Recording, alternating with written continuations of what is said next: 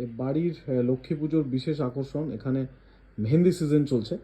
এইখানটার জন্য অন্য কোনো কিছু এটা হচ্ছে মিষ্টু বৌদিকে মেহেন্দি পড়াচ্ছে। এই জায়গাটার জন্য যাই হোক, এরা প্রফেশনালরা যতটা ভালো কাজ করে এও ততটাই করে হয়তো।